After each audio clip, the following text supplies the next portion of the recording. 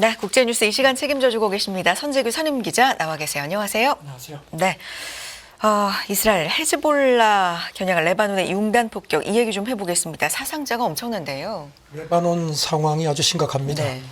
어제 이스라엘이 레바논에 거점을 두고 있는 친이란 헤즈볼라 를 겨냥해서 전역을 아주 대대적으로 폭격을 했습니다. 이렇게 되니까 2006년 이후에 이제 18년 만에 지상전, 양쪽 간의 지상전 가능성도 지금 아주 커졌고요. 이스라엘군 오늘 새벽 발표한 걸 보면은 레바논 남부는 물론이고 멀리 동부까지, 그러니까 이스라엘 국경에서 한 100km 이상 떨어진 곳까지 공습을 했습니다. 네. 헤즈볼라 시설 약 1,100개 이상을 타격했다. 그리고 또 우리 시간으로 오늘 새벽에는 레바논 수도 베이루트를 또다시 표적 공습했다고 밝혔습니다. 네. 지금 레바논 당국에서 밝히고 있는 부분이 어떤 얘기들이 있을까요? 희생자가 굉장히 네. 많은 걸로 지금 발표가 나왔습니다. 확인된 사망자가 어린이 35명을 포함해서 492명이다. 그리고 부상자도 지금 한 1,200명이 넘는 걸로 그렇게 레바논 쪽에서 밝혔습니다. 네. 예, 이게 지금 2006년 7월, 8월에도 이스라엘하고 헤즈볼라가 레바논에서 아주 대대적 전쟁을 벌였는데 그때보다 훨씬 더 심각한 규모라는 겁니다. 민간인 희생자가 지금 이렇게 엄청나게 나오고 있기 때문에 좀 마음이 아픈 일인데 네타냐후 공격을 계속 하겠다는 입장인 거죠. 어제 이스라엘 안보 내각 소집해서 네. 계속 하겠다는 입장을 강조를 했습니다. 이렇게 말을 했습니다. 레바논하고 이제 접경 북부에서 힘과 안보 균형을 바꾸겠다는 약속을 지키겠다. 계속 이행하겠다는 겁니다. 그러면서 레바논 국민을 향해서 대피 경고를 심각하게 받아들여라 이렇게 경고를 했고요. 네. 그리고 또 이스라엘군 수석 대변인도 어제 앞서 브리핑에서 레바논 전역에 테러 목표물을 광범위하게 정밀 타격할 거다. 그리고 공습이 당분간 계속된다고 했습니다. 그리고 이제 기자들이 레바논에 지상군도 투입하겠느냐 했더니 필요하다면 무엇이든지 하겠다. 이렇게 답변을 했습니다. 네. 헤즈볼라도 공습에 대응해서 세 곳에 로켓포 발사했다 이런 얘기했네요. 네, 이스라엘 북부 하이파 근처에 있는 방산업체를 비롯해서 여러 군데 로켓포를 발사한 걸로 그렇게 발표를 했고요. 네. 그리고 이란 외무부 대변인도 이건 미친 짓이다. 그러면서 경고를 했는데 지금 이런 가운데 이란 대통령이 유엔 총회 참석자 지금 뉴욕에 가 있는데요. 오늘 새벽 외신을 보면요, 이란이 중동 불안전의 원인이 되는 걸 원치 않는다.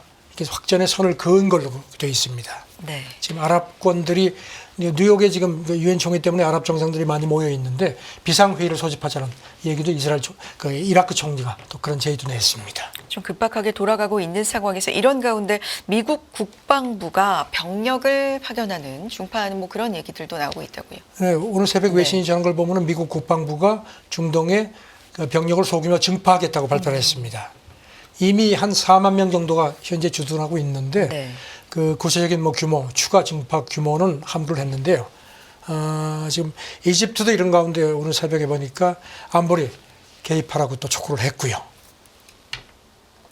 미국이 이스라엘의 자제를 촉구를 하고는 있는데 이게 과연 실질적으로 효과가 있을까 이런 부분에 대해서는 계속해서 좀 물음표가 던져지는 모양이에요. 그렇습니다. 네. 아시다시피 바이든 대통령이 대선 후보 사퇴하고 나서 이제 레임덕이 아주 부각되고 있죠. 그래서 바이든이 네타냐후를 설득하는 게 역부족이라는 그런 분석들이 많습니다. 네. 아시다시피 지금 미국이 지난주에 레바논에서 무선 호출기하고 무전기가 폭발해가지고 이스라엘하고 이제 레바논 간 교전이 이제 촉발이 됐는데, 그리고 나서 확전을 막기 위해서 지금 상당히 노력을 하고 있는데 이게 지금 제대로 먹히지 않는 그런 모습이 완연합니다. 네. 바이든 대통령도 계속해서 언급을 하고는 있는 상황입니다. 구체적인 내용 좀 알려주실까요? 그저께 네. 전쟁이 더 크게 확산되는 것을 막기 위해서 모든 노력을 다하겠다고 했고요. 커비 백악관 국가안전보장회의 소통보좌관도 어제 미국 방송에 나와서 전쟁을 확대하는 게 이스라엘의 최선 이익이 아니라고 본다. 그래서 이런 점도 이스라엘에 직접 통보를 하고 있다고 밝혔습니다. 그런데 지금 아까 이스라엘군 수석 대변인이 지상전 가능성에 대해서도 필요한 건 모든 걸 다 했다고 했는데 지금 바이든이 했던 거하고 똑같은 표현을 써가지고 모든 걸 다 하겠다. 그렇죠. 그런 네. 식으로 해가지고 바이든 이런 얘기에 대해서 아주 그야말로 이제 찬물을 끼얹었습니다. 네. 지금 보면은 기억하시겠지만 지난 5월에 이스라엘이 가자지구 남단 라파에서 지상전을 감행할 때도 바이든이 계속 말렸는데 그때도 강행을 했거든요. 지금 뭐 바이든의 말이 거의 먹혀들지가 않고 있습니다. 네. 지금 네타냐후가 지금 이제 바이든이 대선 후보 사퇴하고 레임덕이 불거지는 상황에서 이런 그 자기 멋대로 가는 그런 그 대한 부담을 덜었다는 분석이 많습니다. 미국 인터넷 매체 악시오스도 백악관의 이런 그 네타냐후에 대한 영향력이 별로 없다는 점을 미국 당국자들이 시인을 했다는 겁니다. 했다고 그렇게 전했습니다. 알겠습니다. 상황 좀 더 급박하게 돌아가고 있는 것 같은데요. 좀 더 들어오는 대로 전해주시고요. 다음도 바이든 대통령 관련된 얘기입니다. 젤렌스키 대통령하고 만나서도 서방이 제공한 장거리 미사일로 러시아 본토 깊숙이를 공격하는 걸 승인하지 않을 것으로 보인다. 이런 보도 나오네요. 지금 아시다시피 우크라이나 전쟁은 그 우크라이나가 지금 그 서방이 제공한 그 장거리 미사일 같은 걸 이제 가지고선 러시아 본토 깊숙이 공격을 하는 걸 허용하느냐 마느냐 이제 그게 지금 관건인데요. 네. 지금 더 타임스 보도를 보면은 젤렌스키가 지금 이제 뉴욕에 가 있습니다. 유엔 총회 참석을 위해서 이제 현지 시간으로 수요일 날 유엔 총회 연설하고 나서 그 다음 날 워싱턴으로 가서 이제 백악관에서 바이든을 만날 예정인데 더 타임스가 소식통을 이용해서 전한 걸 보면은 미국이 그 장거리 미사일로 러시아 본토 깊숙이 공격하는 걸 승인하지 않을 것 같다는 겁니다. 지금 스톰 섀도우, 서방이 우크라이나에 제공한 장거리 미사일로 승인하지 않는다는 것, 미국과 영국 결정이다. 어떤 스토리가 있는 겁니까? 네, 이거 스톰 섀도우는 이제 영국제 네. 미사일인데 이런 걸 이제 이미 우크라이나 제공을 했습니다. 네. 그런데 지금 더 타임스 보도는 그래도 지금 이게 만약에 본토 깊숙이 공격할 거고요. 그 푸틴이 그동안에 그렇게 되면 핵전쟁 날 수 있다는 점을 여러 번 경고를 했거든요. 그래서 지금 미국하고 영국이 기본적으로 승인하지 않는 걸로 그렇게 방침을 세운 것 같다고 보도를 했습니다. 네. 그런데 지금 또 묘한 발언이 나왔습니다. 네. 영국 외무장관이 그저께 집권노동당 연례 전당대회 부속 행사 연설에서 이런 얘기를 했습니다. 지금 그 서방 미사일 사용 그 규제를 완화하는 문제를 지금 미국하고 계속 접촉하고 있는데 겨울철로 접어드는 시점에서 어떻게 우크라이나를 더 지원할지 지금 이걸 논의하고 있다 하면서 이런 얘기를 했습니다. 동맹들로서는 배짱과 인내심 그리고 굳건함이 필요할 때다 이렇게 얘기를 했는데 이게 지금 백악관이 계속 이제 그 장거리 미사일 사용을 승인하는 걸 주저하니까 영국이 조금 좀 여기 대해서 못마땅한 입장을 전한 것 같다는 분석도 있습니다. 네. 그 키어 스타머 영국 총리가 이달 중순에 미국에 가서 바이든하고 만났는데 그때도 이렇게 사용 제한을 풀지에 대한 결정을 하지 못했습니다. 자, 유엔 총회 참석을 위해서 젤렌스키 대통령도 이제 방문한다는 건데요. 유엔 총회 얘기 조금 해보도록 하겠습니다. 유엔 총회 고위급 주관을 앞두고 기후 위기 대응과 또 다자주의 외교 증진에 관한 행동 강령 등을 담은 미래를 위한 협약을 채택했다고 하는데 구체적인 내용이 뭘까요? 그저께 유엔 본부에서 이른바 그 미래 정상회의 총회가 열렸습니다. 네. 그래가지고 여기서 이제 말씀하신 미래를 위한 협약 이거를 그 표결 없이 전원 동의로 채택을 했습니다. 물론 구성력은 없는데 그래도 상당한 정치적인 의미가 있습니다. 그 안에 이제 한 56개 행동 강령이 들어가 있는데 이를테면 뭐 다자주의 뭐 고수라든가 그 다음에 이제 지금 뭐 안보리를 비롯해서 국제통화기금이라든가 세계은행 같은 게 너무 이제 그 구조가 오래됐기 때문에 개혁하자는 얘기가 많았죠. 이제 그런 얘기. 그 다음에 이제 기후위기 대응하고 인공지능 기술에 대한 가이드라인 같은 것도 들어가 있습니다. 네. 말씀하신 것처럼 구속력은 없지만 그래도 재확인했다는 점에서도 그렇죠. 좀 의미가 있는 거죠. 이게 네. 그 구테우스 유엔 총장이 제시를 해가지고 이제 이 미래 정상회담이라는 게 시작이 됐는데요. 그 유엔 총장이 개막 연설에서 이런 그 평화 안보 도구 기관 그리고 글로벌 금융 구조가 너무 낡았다는 겁니다. 그래서 안보리 같은 경우도 지금 구식이기 때문에 권위가 퇴색했다. 그래서 그 구조라든가 작업 방식을 고치지 않으면은 신뢰를 상실할 거라고 경고를 했습니다. 네. 그리고 이제 국제 금융 구조도 그 지금의 신흥국들이 예전에 식민지였을 때 만들어진 거기 때문에 현재의 그 글로벌 경제 현실을 제대로 대변하지 못한다. 그러니까 고쳐야 된다는 겁니다. 그래서 미래를 위한 협약이 새로운 가능성하고 기회로 가는 길을 열어줄 거다. 그러니까 합의만 해서는 안 된다. 이제 구속력이 없지만 실천이 중요하다고 강조를 했습니다. 네. 관련돼서 이 러시아가 이런 유엔 개혁, 다자주의 증진 이런 국제 협약에 좀 딴지라고 할까요? 이런 걸 걸었다가 투표에서 참패했다. 영국 가디언 보도네요. 예.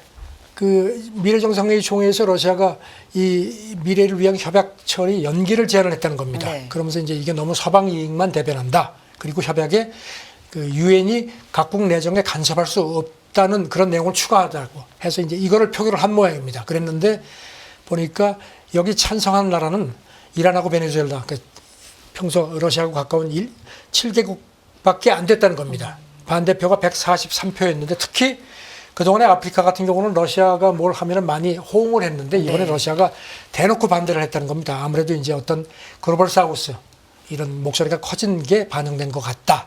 그래서 이제 협약은 말씀드린 대로 그 표결 없이 컨센서스, 그러니까 전원 동의로 채택이 됐습니다. 네. 러시아가 조금 망신을 당한 것 같습니다. 알겠습니다. 다음은 일본 정치권 얘기 이야기로 좀 가보겠습니다. 일본도 정치 이벤트 좀 크게 지금 진행 중이죠. 네. 자민당 총재 선거 이제 어느 정도로 접어든 상황입니까? 오는 상황이 27일이죠. 어때요? 네. 지금 이런 가운데 여러 명이 나왔는데 지금 일본 언론 뭐 여론조사 같은 걸 보면은 3강 구도로 돼 있습니다. 일단 그 이시바 시게루 전 자민당 간사장이 이제 가장 선두에 나서 있고 그 다음에 다카이치 그 경제안보 담당상 여성 정치인이죠. 그다음에 고이즈미 전 총리 아들인 고이즈미 신지로 전 환경상. 이 사람은 43살. 만약에 되면은 일본 이제 최연소 총리가 되는데 지금 보면은 이시바가 이제 선두고 그다음에 그동안 앞서 초반에는 고이즈미가 이시바하고 양강 구도였는데 고이즈미는 많이 지금 이제 지지세가 빠지고요. 그다음에 다카이치가 지금 상승세를 보이는 그런 3강 구도가 형성되고 있다는 게 일본 언론 보도입니다. 네. 이 일정이 어떻게 됩니까? 이게 지금 그 아시다시피 일본 총리는 이제 집권당이 자동적으로 이제 집권당 총재가 총리가 되죠. 그래서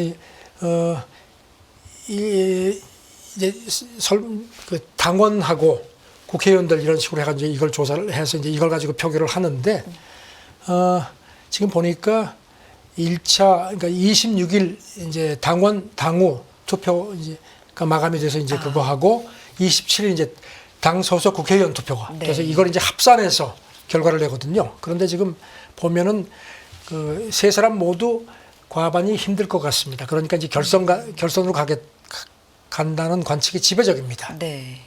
그래서 지금 그 최근 여론조사를 보면은 이시바는 올라가고요. 그다음에 고이즈미가 1차에서 탈락할 가능성이 높다는 겁니다. 그렇게 되면 이제 그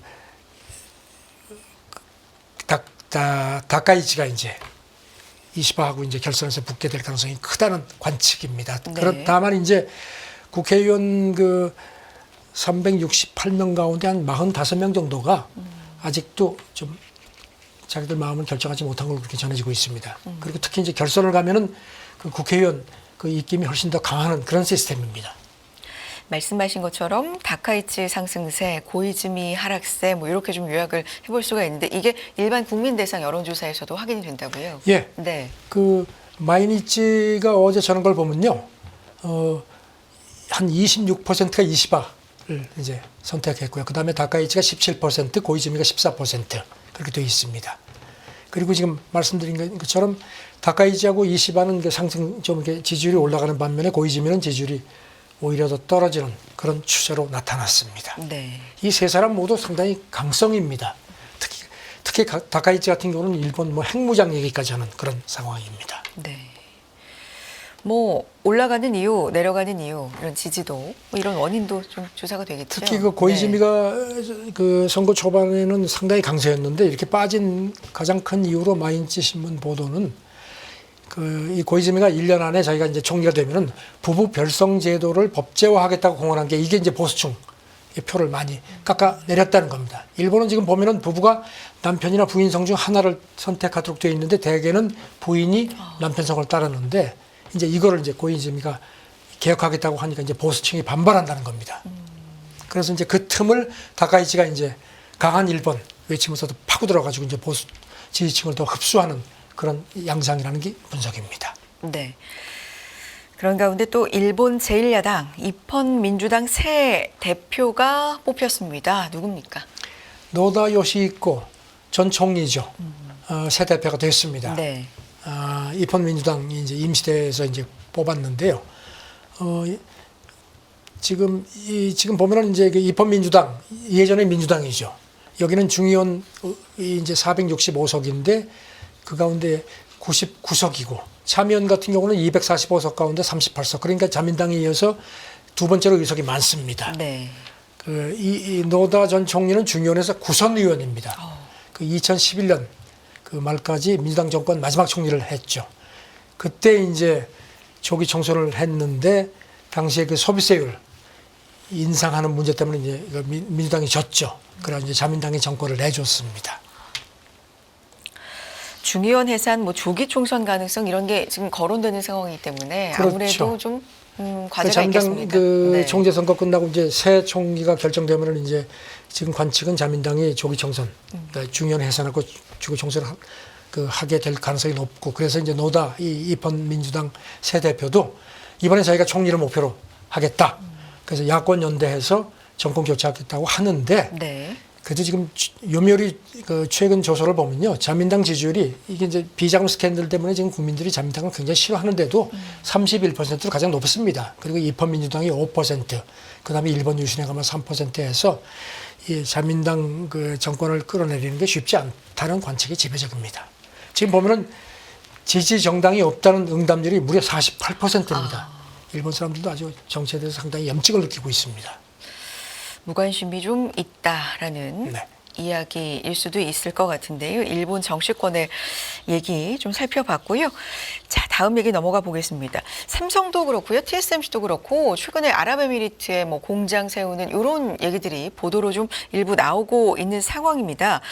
중동의 국부 펀드들이 기술 투자에 눈을 돌리면서 AI 투자자로 급부상하고 있다 이런 얘기죠. 미국 CNBC가 정리를 했는데요. 네. 말씀하신 대로 이런 그 중국 국부 펀드들이 중동에 오일몬을 기반으로 해서 이제 최근에 기술 투자에 상당히 관심을 갖는다는 겁니다. 그래서 이제 특히 그 실리콘밸리 AI 스타트업 같은데 주요 투자자로 부상하고 있다는 분석입니다. CNBC가 그 미국 시장 데이터 분석업체 피치북을 인용해서 전한 걸 보면은 사우디, 그 아랍에미리트, 쿠웨이트, 카타르 같은 중동 석유 부국들의 그 국부 펀드들이 지난해 같은 경우에 AI 쪽 자금 지원이 한 해 전보다 5배나 늘었다는 겁니다. 네.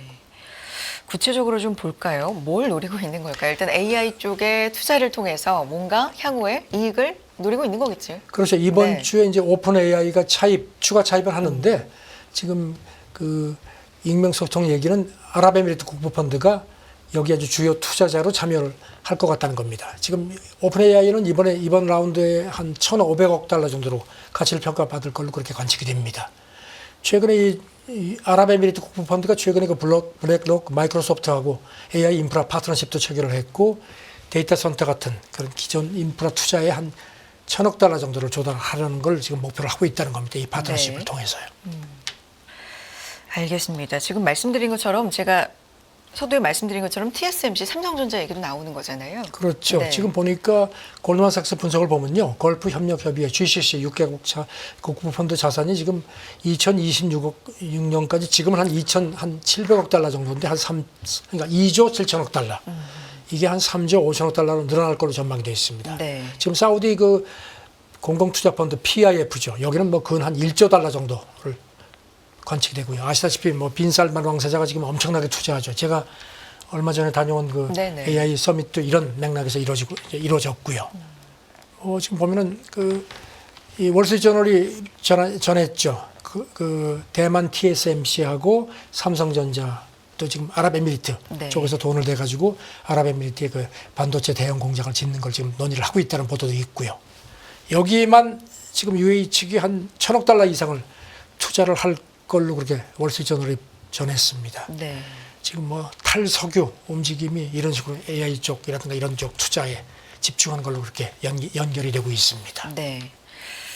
포럼도 다녀오시고 하셨으니까 분위기를 생생하게 좀 느끼고 오셨을 것 같습니다. 네. 자, 국제뉴스 여기까지 듣도록 하겠습니다. 선지규 선임 기자 함께했습니다. 고맙습니다. 네, 감사합니다.